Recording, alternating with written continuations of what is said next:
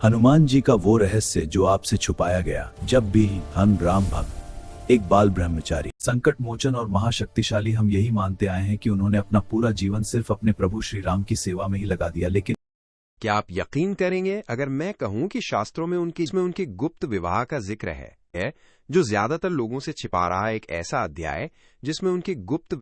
हाँ, मुझे पता है, ये सुनकर आप हैरान रह गए होंगे। ये सोचना भी मुश्किल है कि जिसने ब्रह्मचर्य का इतना कठोर प्रण लिया, उन्होंने शादी भी की थी। पर यह कोई मनगढ़ंत कहानी नहीं, बल्कि शास्त्रों में दर्ज एक गहरा रहस्य है। इस वीडियो में हम इसी रहस्य से पर्दा उठाएंगे। हम जानेंगे कि हनुमान जी की पत्नी कौन थी,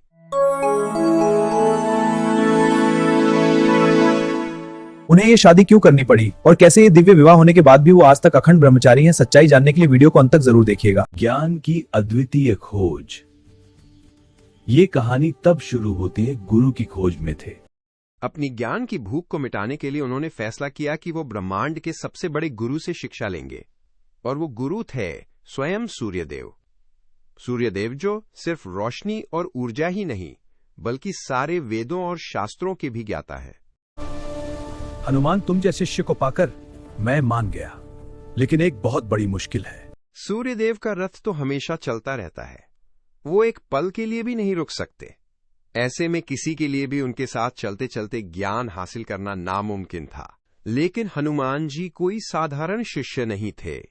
उन्होंने एक अनोखा तरीका निकाला। वो सूर्यदेव के रथ के आगे उनकी तरफ मुंह करके उल्टी दिशा में उड़ने लगे, और सूर्यदेव उन्हें उपदेश देते गए।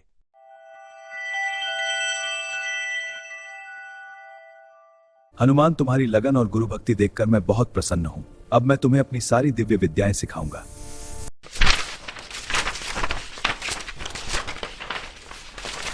सूर्यदेव के पास कुल 9 दिव्य विद्याएं थीं।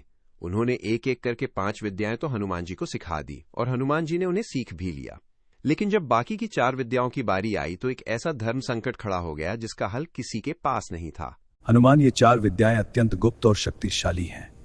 यह शास्त्रों का नियम है जिसे मैं भी नहीं तोड़ सकता। ये सुनकर हनुमान जी के पैरों तले जमीन खिसक गई।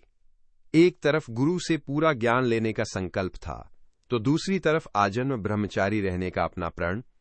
वो अपना व्रत किसी भी कीमत पर तोड़ना नहीं चाहते थे, लेकिन गुरु से अधूरा ज्ञान लेना भी उन्हें मंजूर नहीं था। हनुमान जी के लिए ये जीवन की सबसे बड़ी दुविधा थी। उन्होंने अपनी ये मुश्किल अपने गुरु सूर्यदेव को बताई और उन्हीं से इसका रास्ता निकालने को कहा।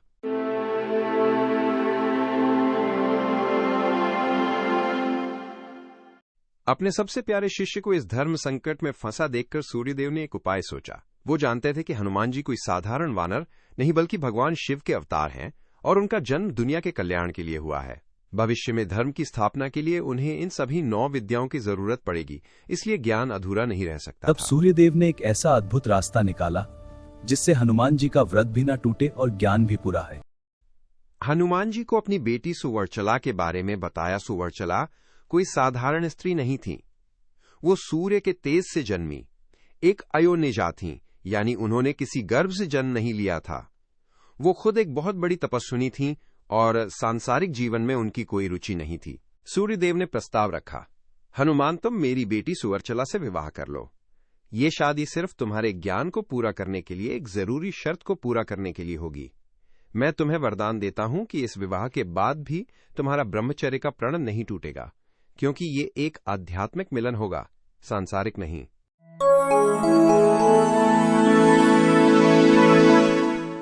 गुरु की आज्ञा और इस अनोखे समाधान के महत्व को समझकर हनुमान जी शादी के लिए तैयार हो गए। उन्होंने अपने प्रण से भी ऊपर धर्म और ज्ञान को रखा। इसके बाद ज्येष्ठ महीने के शुक्ल पक्ष की दशमी तिथि को भगवान हनुमान और देवी सुवर्चला का विवाह हुआ। ये एक अलौकिक विवाह था जिसके साक्षी सभी देवता बने। ये शादी संसारिक बंधनों के लिए नहीं, बल्कि ज्ञान के एक पवित्र लक्ष्य को पूरा करने के लिए की गई थी। जैसा कि सूर्यदेव ने कहा था, शादी की रस्म पूरी होते ही देवी सुवर्चला वापस अपनी तपस्या में लौट गईं, और हनुमान जी अपने गुरु से बची हुई 4 विद्याओं का ज्ञान लेने में लग गए। इस तरह शादी की शर्त भी पूरी हो गई और हनुमान जी सभी 9 दिव्य विद्याओं के ज्ञाता बन गए। उन्होंने गुरु दक्षिणा में गुरु की बेटी से विवाह का वचन भी निभाया, और देवी सुवर्चला ने भी ज्ञान की परंपरा को बनाए रखने में अपना धर्म निभाया।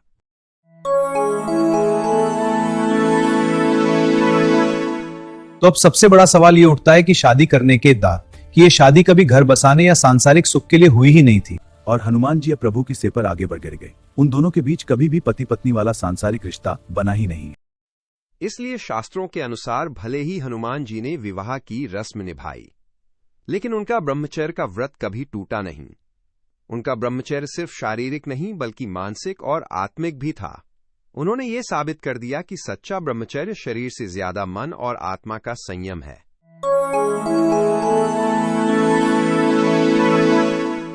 अब आप सोच रहे होंगे कि ये कहानी आई कहां से? क्या ये कोई मनगढ़ंत बात है? जी नहीं। इसका सबसे बड़ा सबूत मिलता है प्राचीन ग्रंथ पराशर संहिता में, जहां हनुमान जी के इस विवाह का पूरा जिक्र किया गया है। ये इस बात का शास्त्रीय प्रमाण है कि ये कहानी हमेशा से हमारे ग्रंथों का हिस्सा रही है, भले ही ज्यादा लोगों को इसके बारे में पता न हो। और बात सिर्फ किताबों तक ही सीमित नहीं है, इस शादी का एक जीता जागता सबूत आज भी हमारे बीच मौजूद है। भारत के तेलंगाना राज्य के खम्मम जिले में एक बहुत ही अनोखा और प्राचीन मंदिर है। ये मंदिर दुनिया का इकलौता ऐसा मंदिर माना जाता है जहां हनुमान जी अपनी पत्नी देवी सुवर्चला के साथ विराजमान है। इस मंदिर में हनुमान जी की मूर्ति के साथ उनकी पत्नी सुवर्चला की मूर्ति भी स्थापित है और लोग यहां उनके विवाहित रूप की पूजा करते हैं।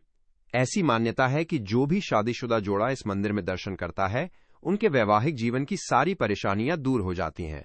ये मंदिर इस पूरी कहानी को सच साबित करता है। तो ये थी हनुमान जी के जीवन की वो अनकही और रहस्यमयी कथा। यह कहानी के उनके त्याग और हाँ, कमेंट्स में जय श्री राम, जय हनुमान लिखना बिल्कुल न भूलें। आपकी भक्ति ही हमें ऐसी और ज्ञानवर्धक कहानियां आप तक लाने की हिम्मत देती है। हमारे चैनल अमित कुमार .728 को सब्सक्राइब भी कर लें ताकि आप ऐसी कोई भी कहानी मिस न करें।